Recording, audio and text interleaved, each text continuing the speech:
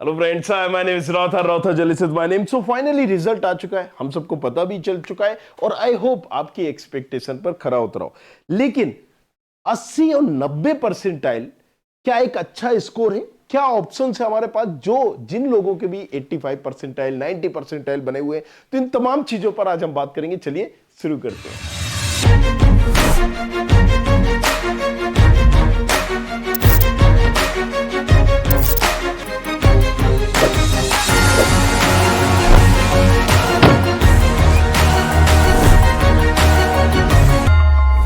80-90 percentile क्या हमारा एक अच्छा स्कोर है? तो पहले हमें देखो इसकी क्रोनोलॉजी को समझना होगा।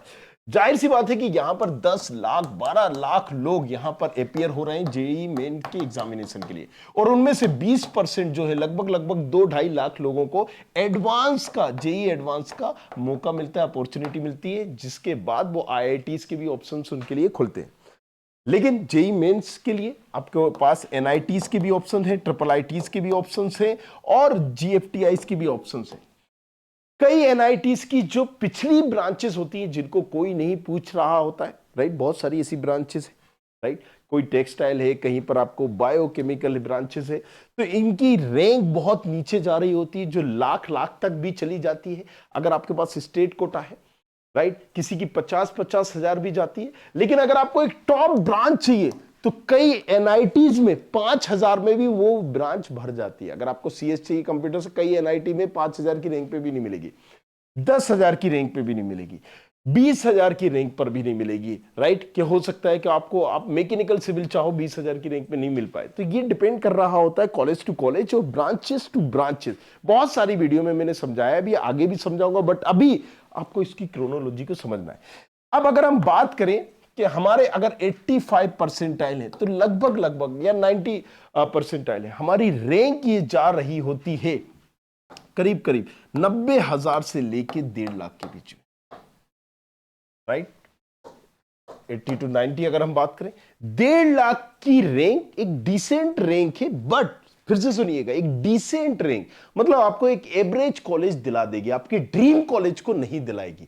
अगर आपका प्लान है एनआईटीज का, अगर आपका प्लान है ट्रिपल आईटीज का, अगर आपका प्लान है आईआईटीज का, तो आपको वो कहीं ना कहीं उससे हाथ धोना पड़ेगा। दूसरे कॉलेजेस आपको चूज करने पड़ेंगे। दूसरे कौन से? हर स्टेट के भी टॉप कॉलेजेस होते हैं। आपकी स्टेट, आप यूपी से हैं, यूपीएसडब्ल्यू की काउंसलिंग कराता है, उसमें केएनआईटी है, आईआईटी है, बीईआईटी है, या फिर अजय कुमार गर्ग, जेएसएस, इसके बाद IMS, GL Bajaj Ghaziabad, private colleges में आपको जाना पड़ेगा। या फिर आपको गवर्नमेंट कॉलेजेस भी चाहिए तो उस स्टेट के गवर्नमेंट कॉलेजेस में जाना पड़ेगा। मान लीजिए मैं एमपी से हूं तो यहां पर आप एचजीएसआईटीएस गवर्नमेंट कॉलेजेस है, टॉप कॉलेजेस है, डीएबीबी, इससे आपको देखना पड़ेगा। अगर हम बात करें तो यहां पर एमआईटीएस, राइट, आप यहां पर अगर बात करें जेईसी जबलपुर, आप बात करें आरजीपीबी, इस तमाम के गवर्नमेंट कॉलेजेस, प्राइवेट वगैरह भी आप देख सकते हो।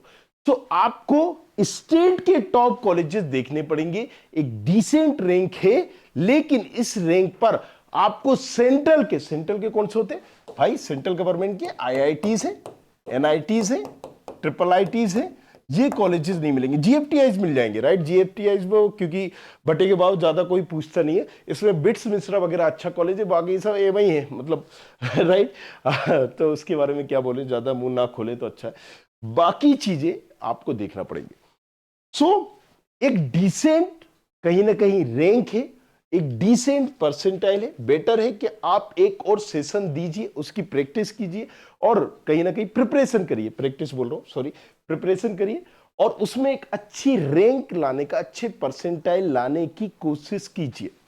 ये तो चलिए हो गया कि आपके परसेंटाइल पर आपको कौन से कॉलेजेस मिलेंगे। लेकिन अगर आपकी ये रैंक बनी है तो मैं आपको एक चीज बताना चाहूंगा कि आपको एक इंडिकेशन मिल चुका है, राइट। एक आपको सिग्नल मिल चुका है कि देखो भाई, तुम ये चीज डिजर्व करते थे, ये तुम्हारे पास आ गई। अब तुम दूसरे स्टेट की कहीं ना कहीं काउंसलिंग पर भी ध्यान दो, उस स्टेट का एग्जामिनेशन दो, या फिर यूनिवर्सिटी लेवल के जो एग्जाम होते हैं, bits set, bits Pilani, bits Hyderabad, bits Goa के लिए, आप दूसरे एसआरएम बीआईटी के लिए, बीआईटी ट्रिपल ई का होता है एग्जामिनेशन, वो दीजिए। या फिर कोई यूनिवर्सिटी जो आप प्लान कर रहे हो, अगर उसका कोई एग्जामिनेशन है तो वो दीजिए, प्लान करिए, उसके अकॉर्डिंग आप इस कम रैंक पर भी, क्योंकि वहां पर क्या होता है कि अगर आपने बिट सेट का एग्जामिनेशन दिया तो फिर जेईई मेंस का स्कोर या रैंक मैटर ही नहीं करती। मतलब अगर आपकी कम रैंक है तो आपने एक ऑप्शन गवाया, अभी भी आपके पास 10 ऑप्शन रेडी हैं जिनको आप बेटर कहीं ना कहीं उसमें बेटर कर सकते हैं, बेटर परफॉर्म कर सकते हैं, बेटर आप कहीं ना कहीं रैंक ला सकते हैं अगर आप डिजर्व करते हैं थोड़ा बहुत भी आपको। और अगर सिलेबस की बात करें, मिलता जुलता लगभग मिलता जुलता सिलेबस ही होता है। सो ये आपके पास एक अपॉर्चुनिटीज होती है, उसको आप ध्यान में रखें। अब अगर हम बात करते हैं कि राइट नहीं हमें बाकी कोई एग्जामिनेशन नहीं देना, इसी को देखना है, तो फिर यही एक सबसे अच्छा ऑप्शन है कि आप काउंसलिंग सही तरीके से प्रॉपर तरीके से करिए, एक ब्रांच से कंप्रोमाइज करिए। राइट, अगर आप सीएस का प्लान कर रहे हैं, आप दिमाग से निकाल दीजिए इस रैंक पर आपको लोअर ब्रांच में जाना होगा, उस पर आपको अपना एक्सप्लोर करना होगा और उस पर अपॉर्चुनिटीज देखनी होगी। तो इसी तमाम चीजों के लिए आपको इस चैनल को सब्सक्राइब करना होगा और रॉथर जेलिस के साथ जुड़े रहना होगा, ताकि मैं आपको एक कम रैंक पर भी एक अच्छी ब्रांच कौन कौन सी ले सकते हो, कौन सी डिजर्व आप करते हो और कैसे वो लेना है, सारी प्रोसेस सारी चीजों से रूबरू कराऊंगा। चलिए चलते हैं। I hope you like this video. For more such videos, keep watching our channel. And do not forget to like, share and subscribe.